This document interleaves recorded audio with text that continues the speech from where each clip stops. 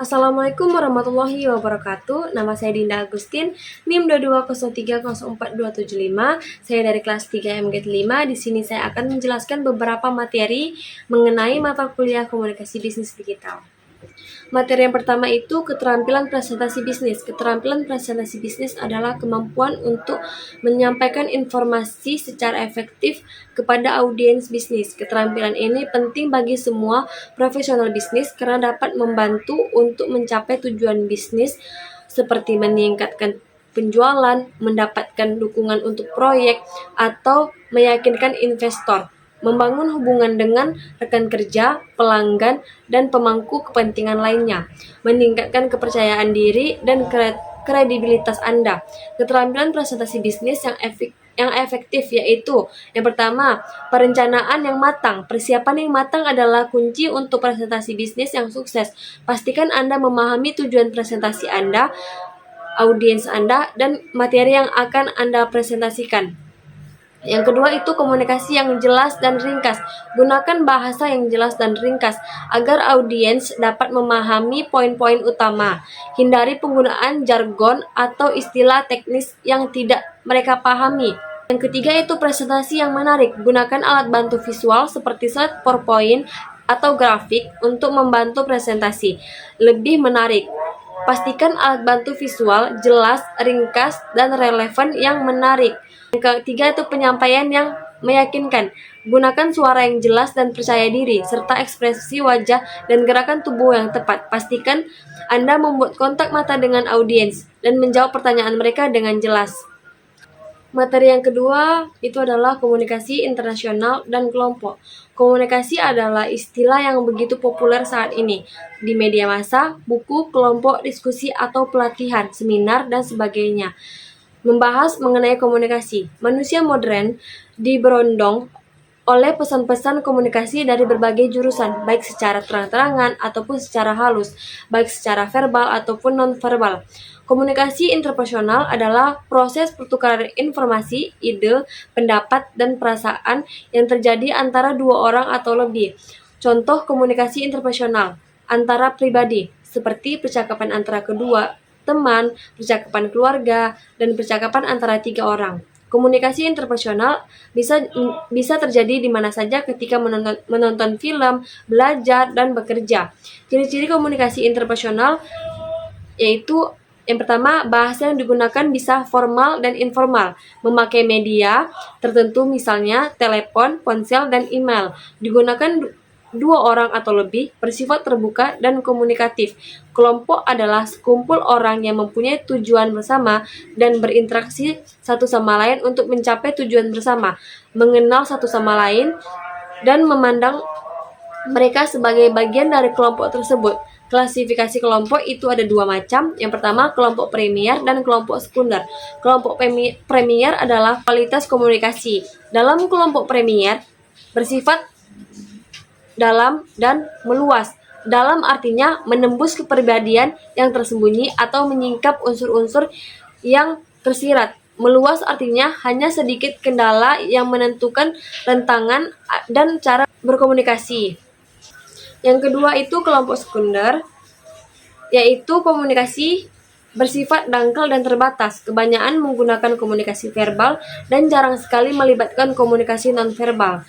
Dalam kelompok sekunder terdapat pengelompokan anggota yang terorganisir secara sistematis untuk tujuan tertentu karena interaksi nasional terjadi secara tidak langsung, berjauhan, dan sifatnya kurang kekeluargaan. Materi yang ketiga itu negosiasi bisnis. Secara sederhana, negosiasi bisnis adalah keadaan di mana dua atau beberapa pihak saling mempengaruhi atau berinteraksi untuk kepentingan pihaknya dalam menjalankan bisnis. Tujuan idenya adalah mencapai win-win solusi agar semua pihak diuntungkan, karena pastinya tidak ada pihak yang ingin dirugikan. Walaupun realitanya tidak semua negosiasi selalu ideal, di mana ada pihak yang merasa diuntungkan dan ada pihak yang merasa dirugikan. Terlepas dari itu semua, negosiasi sesungguhnya untuk mencari titik temu antara dua pihak atau lebih.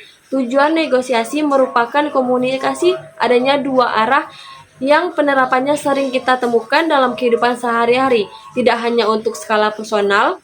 Tujuan negosiasi dan juga sering dimanfaatkan untuk kepentingan yang lebih besar. Contohnya, untuk menyelesaikan sengketa, memperoleh kesepakatan bisnis, kontrak kerjasama, investasi, dan lain sebagainya.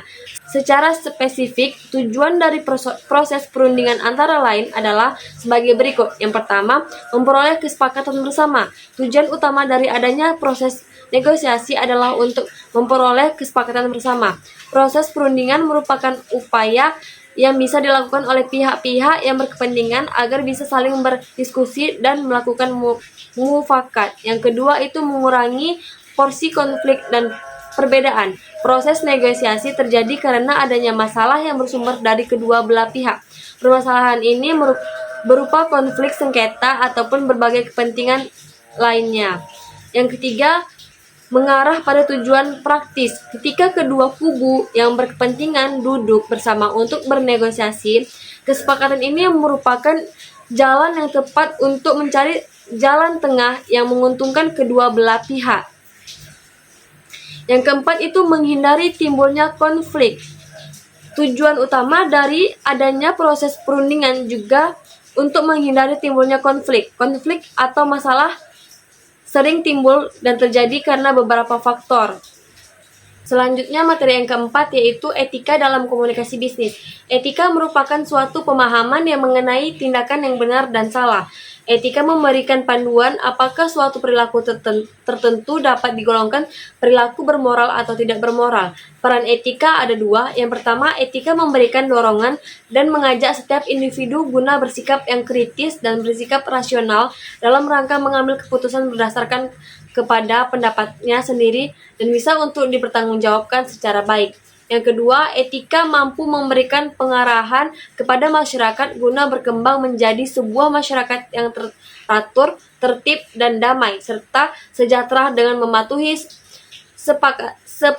seperangkat norma yang berlaku guna terwujudnya kesejahteraan sosial dan ketertiban. Secara umum, etika digolongkan menjadi dua, yaitu etika umum yang mempunyai isi tentang prinsip dan moral dasar, serta etika khusus atau etika terapan yang berkelangsungan khusus. Sedangkan etika khusus digolongkan menjadi etika individu dan sosial. Mengenai etika sosial digolongkan lagi menjadi beberapa golongan, yaitu adalah etika keluarga, etika politik, etika profesi, etika lingkungan hidup, dan sikap kepada sesama, dan kritik ideologi. Contoh penerapan etika bisnis yaitu yang pertama, penyebutan nama klien dengan baik. Yang kedua, hadir tepat waktu saat janji temu. Yang ketiga, berdiri saat berkenalan. Yang keempat, tidak segan mengucapkan terima kasih. Yang kelima, membayar tagihan rapat. Manfaat etika bisnis: dengan memiliki sebuah etika, tentu saja klien merasa lebih dihargai dan tentu saja mampu memberikan gambaran kualitas perusahaan pada klien. Selain itu, jaminan adanya kerjasama yang baik terjalin dengan pribadi yang memiliki kualitas dari diri juga etika. Citra perusahaan bisa menjadi baik, tidak adanya citra buruk, dan membuat jalannya bisnis menjadi lancar terkendala. Materi selanjutnya, materi yang kelima, teknologi digital dalam komunikasi. Dalam praktek komunikasi bisnis, diperlukan sarana yang dapat menunjang proses komunikasi itu. Teknologi informasi dan komunikasi yang semakin hari semakin berkembang dapat dimanfaatkan dalam praktek komunikasi bisnis. Internet adalah jaringan komputer yang tersusun oleh ribuan bahkan jutaan komputer. Teknologi digital adalah suatu alat yang tidak lagi menggunakan tenaga manusia secara manual, tetapi lebih pada sistem pengoperasian otomatis dengan sistem komputerisasi atau format yang dapat terbaca oleh komputer. Manfaat mempelajari penggunaan teknologi informasi dalam komunikasi bisnis. Yang pertama, memperoleh, mengenal, serta mengerti definisi teknologi informasi. Yang kedua, memperoleh, mengenal, serta mengerti fungsi teknologi informasi dalam komunikasi bisnis. Yang ketiga, memperoleh, mengenal, serta mengerti alasan penggunaan teknologi informasi dalam komunikasi bisnis. Yang keempat, memperoleh, mengenal, serta mengerti penggunaan teknologi informasi dalam komunikasi bisnis. Setiap jenis teknologi memiliki kelebihan masing-masing. Berikut ini beberapa kelebihan teknologi digital. Yang pertama, data yang terkirim dari satu tempat ke tempat lain tidak terpengaruh cuaca buruk dan noise, karena data yang tertransmisikan dalam bentuk sinyal digital. Yang kedua, berbagai tipe sistem komunikasi tersedia dan dapat terpakai. Yang ketiga, biaya perawatan lebih rendah karena lebih praktis dan stabil. Selain memiliki keunggulan, setiap jenis teknologi memiliki efek samping yang timbul. Berikut ini beberapa kekurangan teknologi digital. Yang pertama, kesalahan yang memungkinkan terjadi pada saat mengubah sinyal analog ke digital. Yang kedua, kemungkinan tercurinya data digital yang penting seperti nomor rekening, data pekerjaan, dan lain-lain oleh hackers atau virus. Yang ketiga, membuat ketergantungan yang berlebihan pada pengguna yang dapat menghambat kemampuan empati dan sosial secara nyata.